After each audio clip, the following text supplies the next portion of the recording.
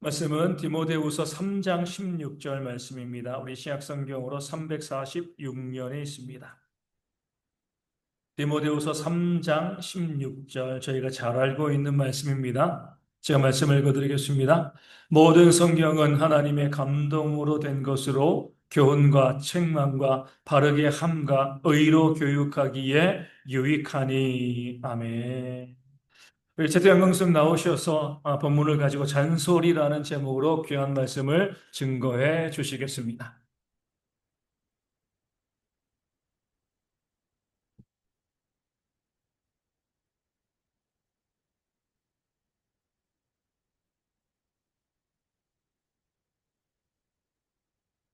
여러분, 잔소리 하면 누구의 얼굴이 떠오릅니까? 저는 저희 어머니 얼굴이 떠오르는데요. 또 어떤 누군가는 또 이제 배우자의 얼굴이 떠오르기도 하고 할 테지만, 일단 저는 저희 어머니 얼굴이 떠오르는데, 어, 항상 어머니가 하시는 말씀들이 그런 것들이죠. 아침 먹어라. 아침은 꼭 먹고 다녀라. 밥이 보약이다. 밥 먹어라. 그 항상 하시고요. 뭐, 일찍 다녀라. 이제 밤길 조심해야 된다. 또 이게 눈이 오거나 그러면 미끄러우니까 조심히 다녀라. 주머니에 손 넣고 다니지 마라. 괜히 넘어지면 안 되니까. 그리고 게임 그만하라 해서 공부 좀 해라. 그런 얘기를 많이 하죠. 저희 특히 이제 요즘은 스마트폰 많이 쓰니까 핸드폰 그만하라고. 밥 먹을 때 핸드폰 보지 말고 아니면 평소에 핸드폰 보지 말라고 얘기를 하기도 합니다. 그리고 또 이제 교회 다니시는 분들은 항상 얘기하죠. 교회 좀 나가. 교회 나가. 예배 드리러 가자. 기도해야 된다. 이런 잔소리들을 많이 하시죠. 이게 이 잔소리가 항상 계속 똑같은 얘기를 반복적으로 하니까 첫 번째는 이게 내용이 너무 뻔하고 다 아는 얘기라는 거죠. 잔소리는 다 아는 얘기예요. 저도 다 알고 하시는 부모님도 매번 똑같이 하는 얘기이기 때문에 다 아는, 대부분 사람들이 다 아는 내용들이죠. 당연히 아침밥 먹는 게 좋은 거죠. 밥을 먹고 다니는 게 굉장히 좋은 거고, 공부를 하는 거, 당연히 좋은 거고, 또 핸드폰을 자주 보지 않는 거, 굉장히 좋은 얘기잖아요. 근데 이게 똑같이 계속 반복되는 내용이라는 거죠. 너무 뻔한 이야기, 너무 다 아는 이야기, 새로운 정보가 없다라는 거죠. 똑같은 얘기를 듣는 거죠. 그리고 두 번째로 잔소리는 계속 반복된다. 그러니까 이제 듣는 사람이 지겨워집니다. 했던 얘기 또 하고, 했던 얘기 또 하고, 어제도 들었던 얘기, 오늘도 듣고, 오늘 들은 얘기, 또 내일도 들을 거고, 나중에 계속해서 들을 얘기이기 때문에 지겹게 반복됩니다. 그리고 이게 계속 얘기를 들으면 기분이 썩 좋지가 않아요. 나는 그렇게 하고 있는 것 같은데 아니라고 계속 부정당하는 느낌이라 기분이 썩 좋지 않습니다. 그리고 또 때로는 나를 믿지 못하는 거 아닌가. 어머니가, 때론 부모님이 나를 믿지 못하는 것이 아닌가라는 반발심이 생기기도 합니다. 그래서 잔소리를 대부분 많이 들으면 한 귀로 듣고 한 귀로 흘립니다. 그래서 우리는 이 잔소리를 들으면서 계속 똑같이 말을 안 듣죠. 똑같이 내가 하고 싶은 대로 하려고 합니다. 내 자유를 침해당하는 것 같으니까. 내가 하고 싶은 대로 못하게 하니까. 근데 이게 조금만 더 우리가 깊이 생각해 보면 이 잔소리가 왜 멈추지 않을까? 왜 계속해서 나에게 잔소리를 할까? 말하는 사람도 힘들고 듣는 사람도 힘든데 왜 계속해서 이 비효율적인 대화를 계속 이어나가야 하는 것인가? 라고 했을 때 왜 우리는 부모님은 왜 나에게 계속 이런 잔소리를 할까? 라고 하면 사랑하기 때문이죠. 아끼고 사랑하기 때문에 잔소리를 하는 것입니다. 우리는 길 가는 모르는 사람에게, 모르는 학생에게, 너 공부해. 라고 하지 않아요. 너 숙제 다 했냐고 물어보질 않고, 옷 따뜻하게 입고 다니라고 얘기하지 않습니다. 그리고 지하철 타가지고 낯선 사람에게 핸드폰 그만 보라고 얘기하지 않습니다. 본 사람에게, 지하철에서 처음 본 사람에게 핸드폰 보면 눈이 나쁘니까 그만 보십시오 하고 하지 않습니다. 간섭하지 않아요. 처음 보는 사람에게 간섭하지 않습니다. 왜냐하면 처음 봤기 때문에 그 사람에게 관심이 별로 없어요. 그 사람에게 많은 관심이 없습니다. 나와 상관없기 때문에 무관심한 것이죠. 그래서 그 사람에게는 잔소리하지 않습니다. 처음 본 사람에게는 절대 잔소리하지 않습니다. 이 잔소리의 반대말은 바로 무관심인 것이죠. 관심이 없으니까 싫은 소리를 아예 안 하는 거죠. 이 잔소리는 결국엔 관심이며 그 뿌리는 사랑이 담겨져 있는 것이죠. 제가 처음에 이 대형교회 와서 청소년부 맡았을 때 제 청소년부 설교는요, 굉장히 짧았습니다. 한 10분에서 15분 정도 하면 설교가 끝났거든요. 애들이 굉장히 좋아하더라고요, 그때는. 근데 점점 제가 오래 이 대형교회에 있으면서 청소년부를 담당하고 더 오래 아이들과 친해지고 그리고 관계를 계속 맺으면서 지금 이 아이들이 청년까지 됐는데 제 설교 내용이 굉장히 길어졌더라고요. 제가 어느 순간 설교 이제 그 시간을 계산해 보니까 제가 준비한 것보다 더 많은 시간을 아이들에게 할애를 하고 있더라고요. 그 설교 시간에. 보니까 제가 잔소리가 더 늘었더라고요. 그 아이들을 더, 그 아이들이 정말 믿음으로 바로 서길 바라면, 이 청년들이 정말 믿음으로 정말 성장하길 바라면서 그 아이들에게 잔소리가 느니까 설교 시간이 조금씩 길어지더라고요. 더 많은 얘기를 하고 싶어서, 더 많은 비유로 아이들이 알아듣게 만들고 싶어서. 그래서 잔소리를 계속 늘다 보니까 이 설교 시간이 조금 더 늘어나고, 그리고 하고 싶은 말이 점점 더 많아지는 거죠. 마치 부모가 자녀에게 잔소리하는 이유는 다 자녀가 잘 되길 바라는 마음에, 다 아프지 않고, 또 실패하지 않고, 나중에 후회하지 않길 바라는 마음으로 간절한 그 사랑의 표현인 거죠. 그래서 계속해서 잔소리처럼 느껴지는 겁니다. 너무 사랑하기 때문에. 그래서 나는 너가 행복했으면 좋겠다. 라는 마음이 담겨져 있는 거죠. 그 의미의 내용으로 계속해서 잔소리를 하고 있습니다. 근데 이제 오늘 저는 우리를 향해서 끊임없이 잔소리하는 분이 한 분 계십니다. 그분을 소개시켜 주려고 하는데 그분은 바로 우리 하나님 아버지시죠.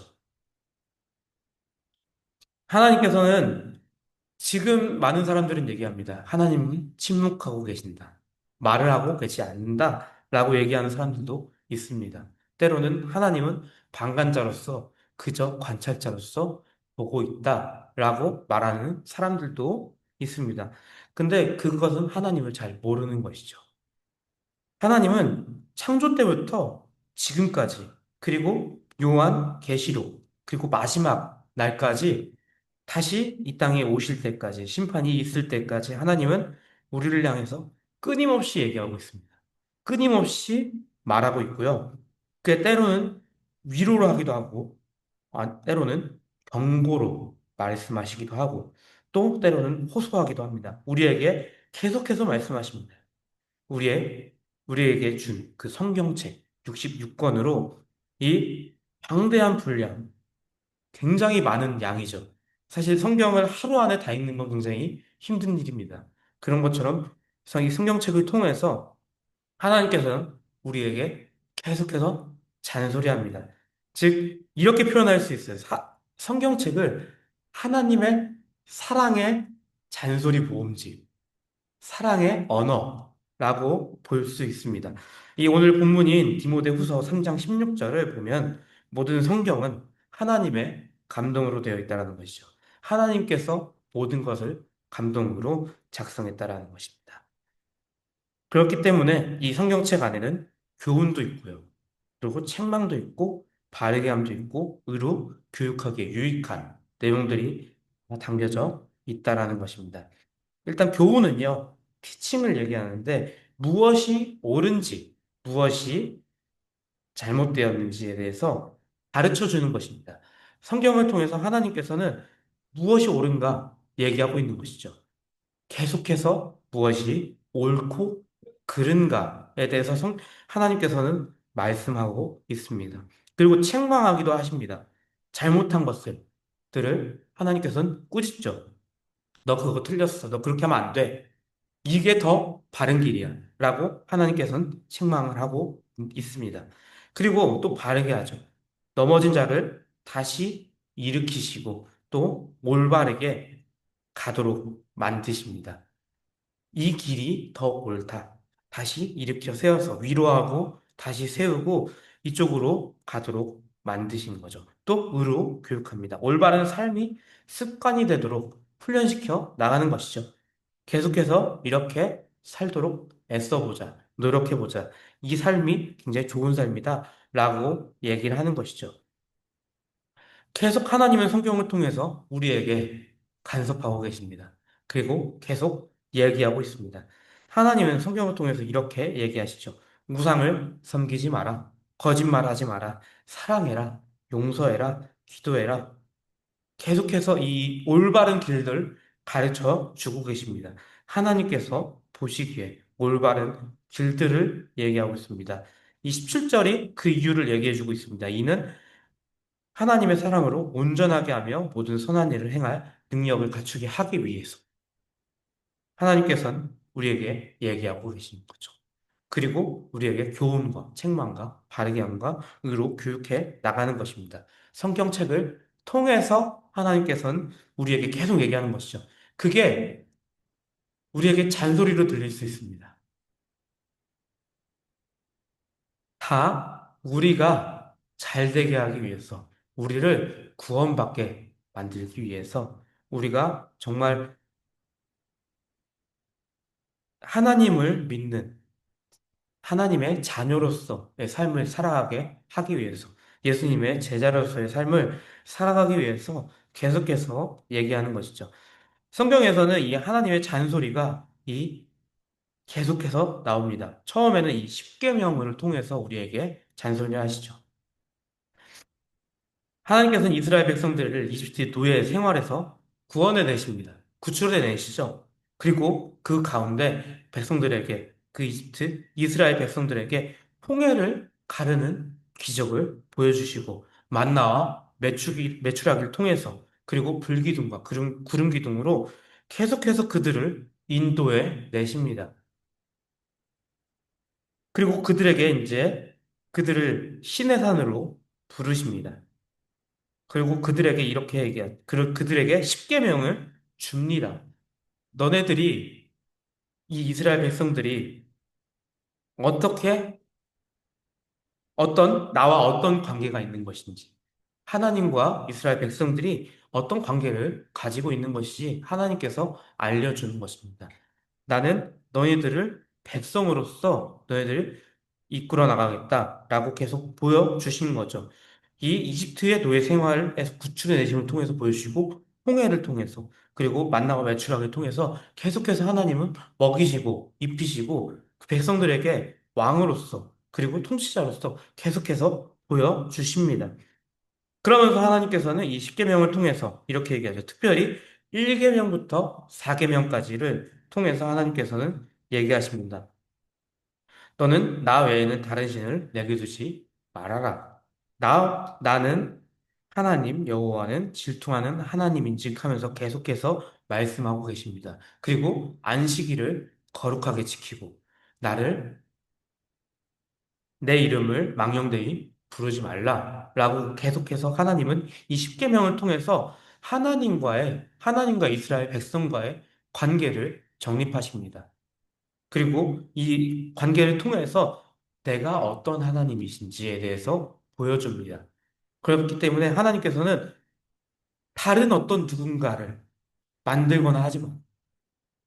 하나님은, 나는 너희들을 구원해낸 하나님이고 너희들은 내 백성이 될 것이기 때문에 내가 평생토록 너희를 보호하고 인도하고, 그리고 너희들은 나를 믿어야 된다라고 얘기를 하시는 것입니다. 하나님께서는 이렇게 얘기하시죠. 나 외에는 다른 신을 두지 말라라고 얘기하십니다. 이것은 강요가 아닙니다. 하나님께서는 우상을 만들지 말라. 우상이 나와 너희들의 관계를 깨트린다, 망친다, 라고 하나님께서는 말씀하고 계신 것인 거죠. 그래서 이 관계를 깨지면 내가 너희들과 아무런 관계가 없기 때문에 하나님께서는 우리와 관계를 맺고 인격적으로 관계를 맺고 내가 너희들을 이끌어 나갈 것이다 라는 것을 이 관계를 명확하게 하는 것이죠. 그래서 우상을 두지 말라는 것이죠. 내가 너희들을 무관심하게 두지 말라고 얘기하는 것입니다.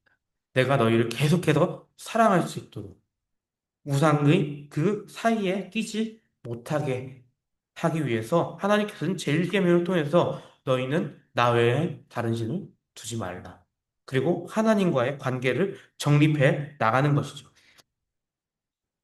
그래서 하나님께서는 이 당신의 이 자녀들, 하나님의 자녀들, 이 백성들이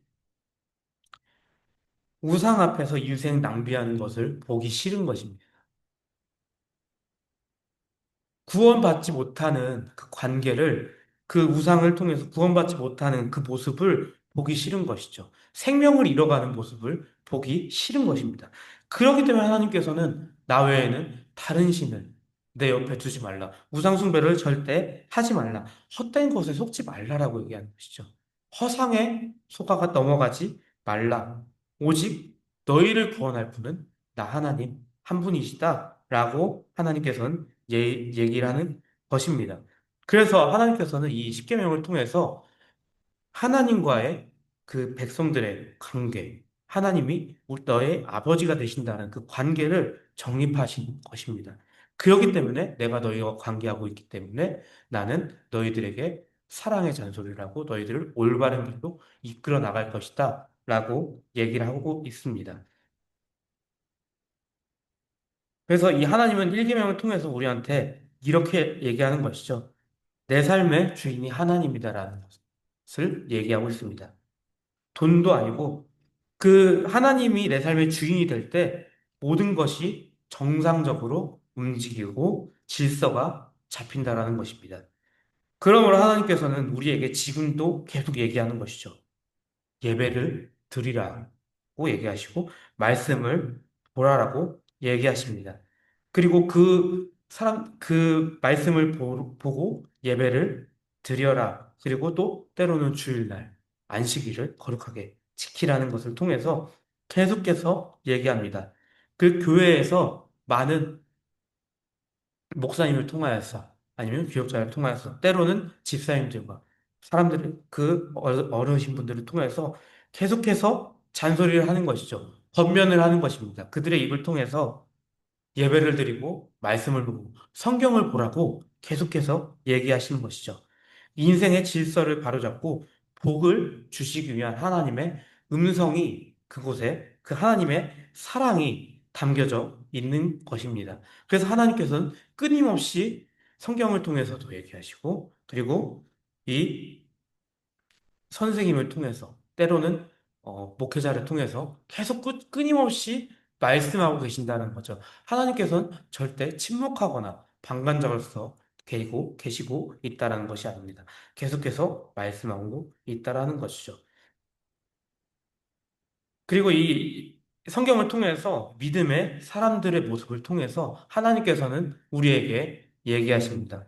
그들은 계속 그들의 입을 빌려서 성경을 통해서 똑같은 말을 반복합니다. 계속해서 반복하는 것이죠. 마치 할아버지가 손자에게, 때로는 아버지가 아들에게, 어머니가 저에게 잔소리하듯이 너 그렇게 살면 안 된다고 얘기를 하는 것이죠.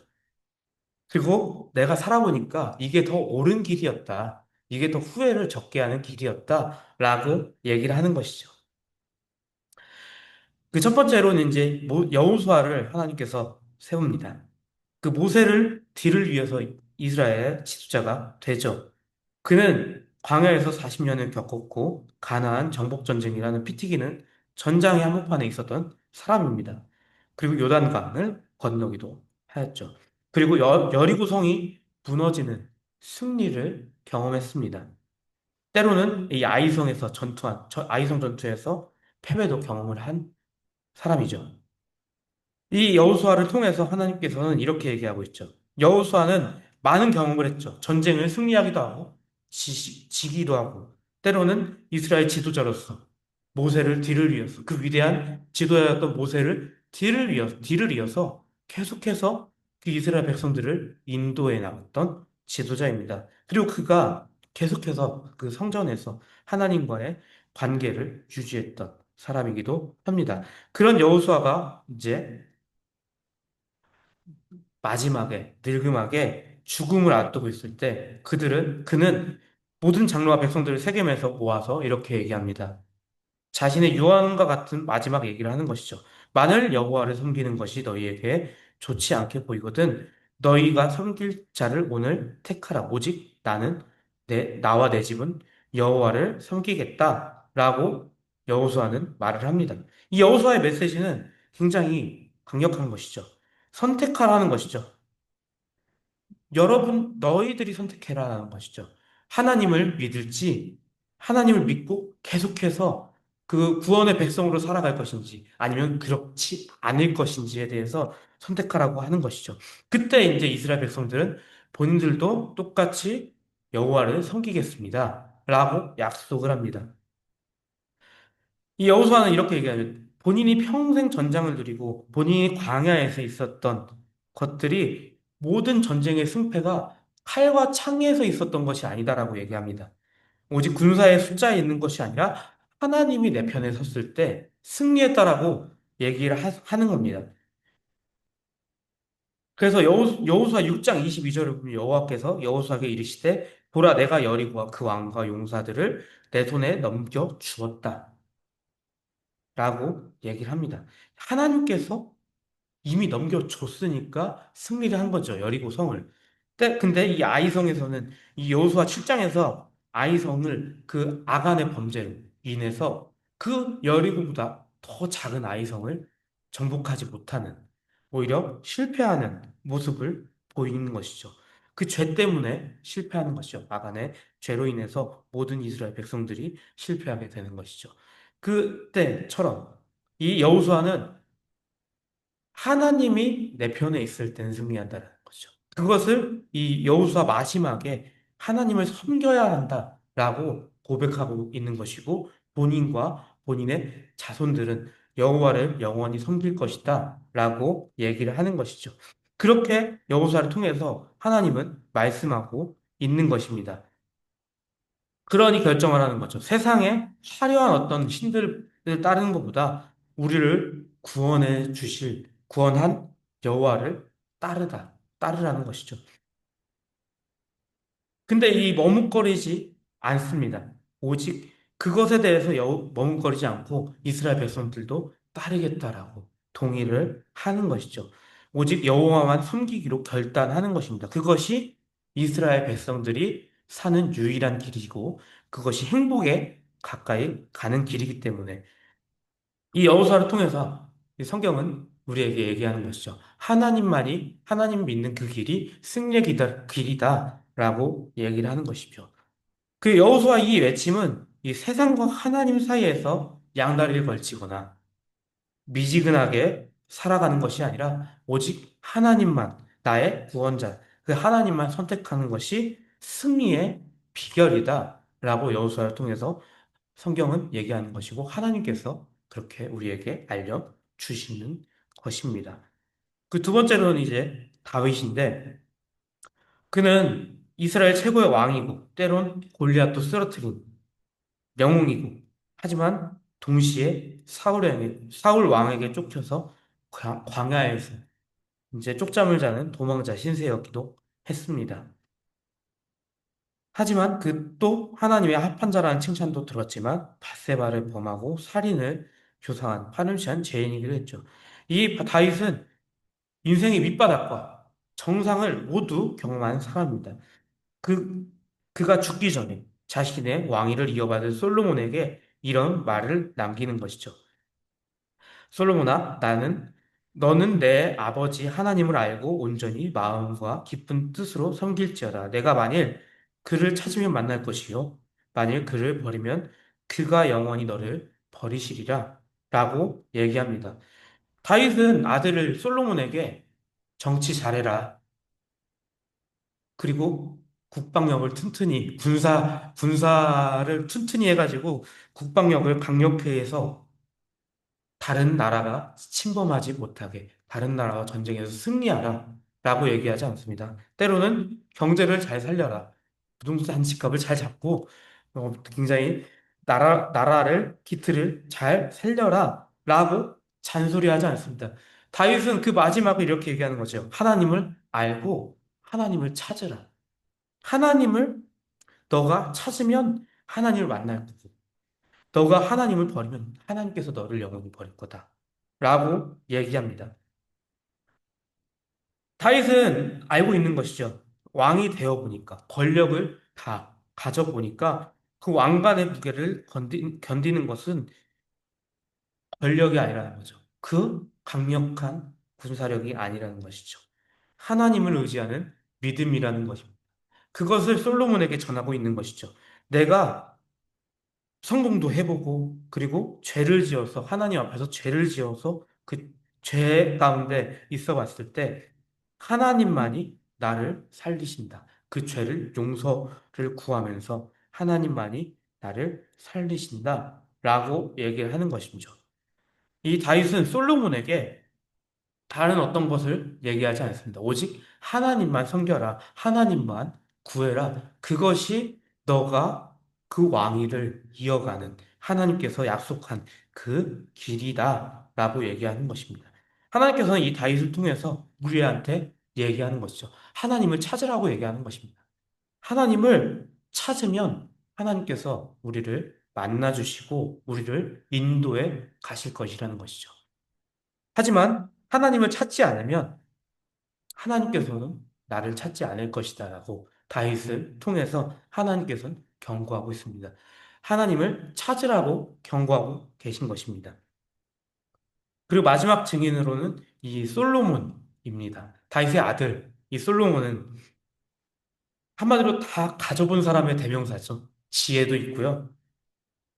당대 최고의 왕으로서 굉장히 잘 나간 사람이고 또 지혜자로서 전도서를 작성하기도 합니다. 그리고 그가 누려왔던 모든 것을 이 전도서를 통해서 보여줍니다. 그는 거대한 왕국을 짓고요. 포도원도 만들고 수많은 남녀, 노비를 거느리고 첩이 1,000명에 달하는 그리고 노래하는 자들과 인생의 온갖 쾌락을 다 경험해 본 사람이죠. 그리고 굉장히 국방력도 좋았던 그 나라를 잘 다스렸던 사람입니다. 그러니까 이 현대인들이 꿈꾸는 성공의 끝판왕이죠. 한마디로 많은 부를 가지고 해볼 수 있는 거 다 해봤던 사람이 바로 이 솔로몬입니다. 근데 이 노년에 이 솔로몬도 이 전도서를 통해서 가장 먼저 얘기하는 전서 1장 2절을 통해서 이렇게 얘기하죠. 헛되고 헛되며 헛되고 헛되니 모든 것이 헛되다 헛되도다라고 얘기합니다. 이 솔로몬의 이 마지막에 전도서를 작성하면서 나는 행복했다. 나는 정말 행복한 삶을 누렸다가 아니라 헛되다, 허무하다 라고 얘기합니다. 내가 해 아래에서 해본 모든 수고가 바람을 잡는 것 같다 라고 얘기합니다. 그는 이렇게 얘기하는 거죠. 하나님 없는 부귀영화, 하나님 없는 쾌락, 하나님 없는 지식은 결국엔 내 목마름만 더한다 라고 얘기합니다. 그렇게 인생의 허물을 논하던 솔로몬은 전도서 맨 마지막에서 이렇게 인생의 정답을 얘기합니다. 일의 결국을 다 들었으니 하나님을 경외하고 그의 명령을 지킬지어다. 이것이 모든 사람의 본분이니라. 라고 솔로몬은 얘기합니다. 이 솔로몬이 우리에게 해주는 말은 하나님이 이 솔로몬을 통해서 해주는 말은 이렇게 얘기하는 거죠. 솔로몬은 나를 부러워하지 말라. 내가 다 해봤는데 돈도 여자도 명예도 다 해봤는데 그 끝은 허무함밖에 없다. 그러니까 시간 낭비하지 말고 인생의 답인 딱 하나, 창조주 하나님을 기억하고 그분을 경외하는 것, 그분을 영원히 섬기는 것, 그분을 믿고 믿고 나아가는 것, 그분을 의지하는 것이 최고의 답이다라고 솔로몬은 얘기하는 것이죠. 그것이 남는 장사다라는 것이죠. 성경은 이 시대와 상황이 다르지만 똑같은 결론을 내고 있는 거죠. 여호수아를 통해서, 다윗을 통해서, 솔로몬을 통해서 이 그들의 인생의 마지막 정리함을 통해서 하나님께서는 있습니다. 하나님을 의지하라고 얘기하고 있는 것이죠. 하나님을 믿으라, 하나님을 의지하라 라고 얘기합니다. 그것이 우리가 영원히 살 길이고 그것이 우리의 구원의 길이다 라고 얘기합니다. 그럼 하나님께서 왜 이렇게 집요하게 수천 년에 걸쳐 그리고 수많은 사람들을 통해서 그들의 입을 통해서 믿음을 강조하고 계실까? 왜 성경을 통해서 끊임없이 우리에게 잔소리를 하고 있는 것인가? 왜 하나님을 믿어야 한다라고 얘기하는 것인가? 라고 얘기하면 우리를 도덕적인 사람을 만들기 위해서가 아닙니다. 우리를 살리기 위한 것이죠. 우리를 구원해 주시기 위한 것입니다.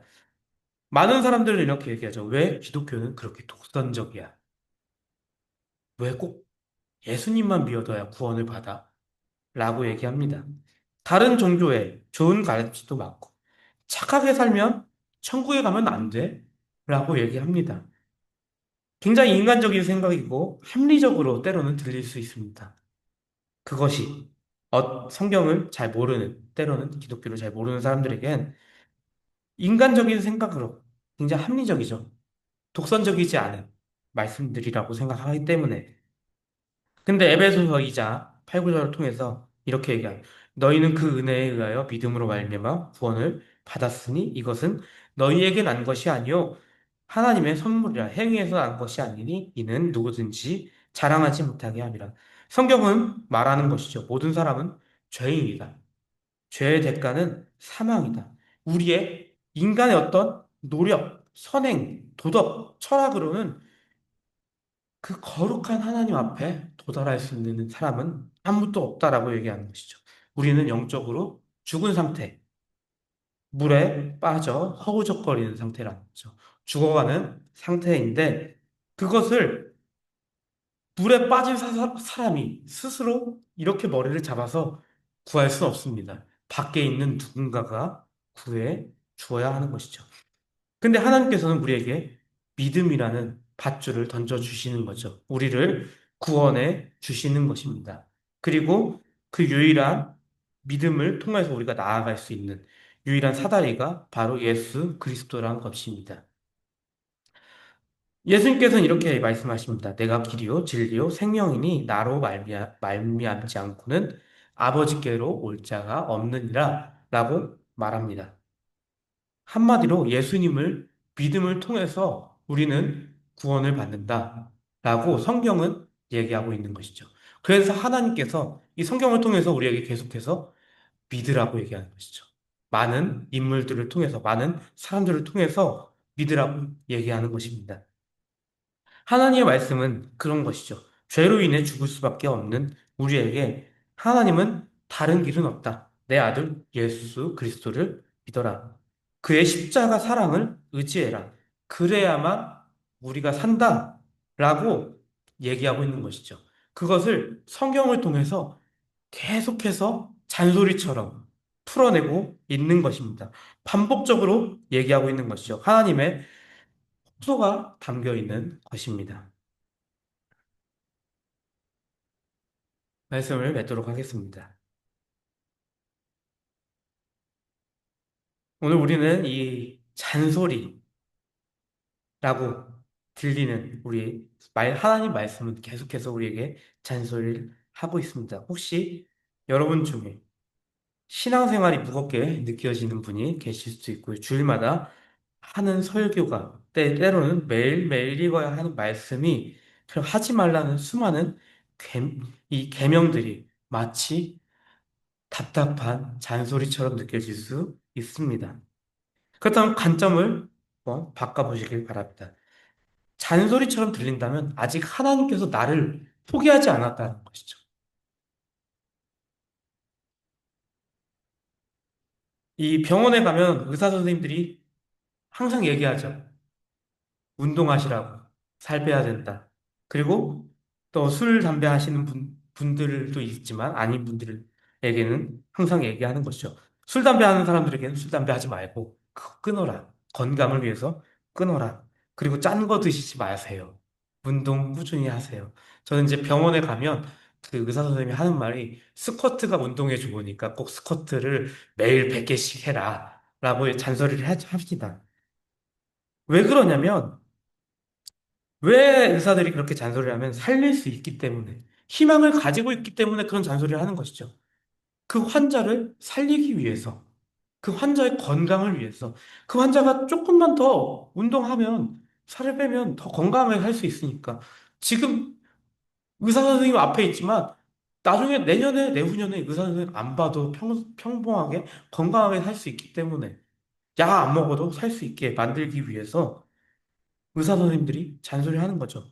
하나님도 마찬가지입니다. 우리를 더 사랑하기 때문에 우리가 충분히 가능성이 있기 때문에 희망을 가지고 있기 때문에 계속해서 하나님께서는 잔소리하는 것입니다. 예배를 드리라고, 기도하라고, 그리고 회개하라고, 남들을 사랑하라고, 하나님의 사랑을 베풀라고 끊임없이 잔소리하는 것이죠. 우리를 사랑하기 때문에, 우리를 아직 포기하지 않았기 때문에 하나님께서는 우리에게 잔소리하는 것입니다. 그리고 아직 우리를 향한 놀라운 하나님의 계획들이 남아있기 때문에 하나님께서는 잔소리 하는 것이죠. 근데 이 잔소리를 우리가 듣기 싫으니까, 난 잔소리 듣기 싫어. 하고, 내가 맘대로 하면, 내 맘대로 하면, 고생길이 환하게 열려 있습니다. 고생이 나를 반기고 있는 것이죠. 두 손을 열고 고생이 나를 반기고 있습니다. 그 하나님의 말씀을 무시했을 때, 부모님의 잔소리를 무시했을 때. 근데 부모님의 잔소리, 하나님의 잔소리를 깨닫고, 네, 알겠습니다. 순종하는 자녀는 하나님께서 예비한 그 축복과 은혜를 누리게 되는 것이죠. 하나님의 말씀이 나를 얽매는 간섭으로 여기면 내 신앙생활은 힘들고 짐이 됩니다. 내가 교회 왜 나가지? 가 되는 것이죠. 하지만 그 말씀이 나를 안전한 길로, 가장 복된 길로 인도하는 음성으로 들리면 정말 그 말씀이 꿀송이처럼 달게 느껴집니다. 하나님께서는 이렇게 시편을 통해서 주의 말씀은 내 발의 등이요 내 길에 비치니이다. 하나님께서 나를 인도하신다는 거죠. 내 캄캄한 인생길을 하나님께서 그 말씀을 통해서 우리의 발을 비추는 등불로서 그 소리를 따라가면 낭떠러지가 아니라 막다른 골목에서 길을 잃는 것이 아니라 올바른 길로 인도하시는 것입니다. 그래서 우리는 그 하나님의 말씀, 그 하나님의 잔소리인 성경을 끊임없이 보고, 듣고, 또 그렇게 살아가기 위해서 애쓰고 노력해야 합니다. 하나님께서는 우리에게 그렇게 살아가게, 하나님께서 하나님을 믿고 구원받기를 인도하고 계시기 때문입니다. 기도하도록 하겠습니다. 하나님 아주 감사드립니다. 우리가 정말 주님의 말씀을 정말 우리가 잔소리를 듣는 것이 아니라 우리에게 정말 꿀송이처럼 단 그 하나님의 말씀을 듣기 위해 듣도록 하여 주시옵소서. 그래서 내가 그 하나님의 말씀을 들을 때 정말 내 마음이 열리고 정말 내가 귀가 열리고 듣게 하여서 정말 나를 꾸짖으시고 때로는 나를 교육하시고 나를 인도하시는 그 하나님의 그 음성을 들으며 나아가는 정말 우리가 되게 하여 주시옵소서. 정말 그 선한 목자의 음성을 듣는 양처럼 우리가 그 하나님의 말씀을 들으며 나아가는 우리가 되게 하여 주시옵소서. 주님 감사드리며 예수님의 이름으로 기도드립니다. 아멘.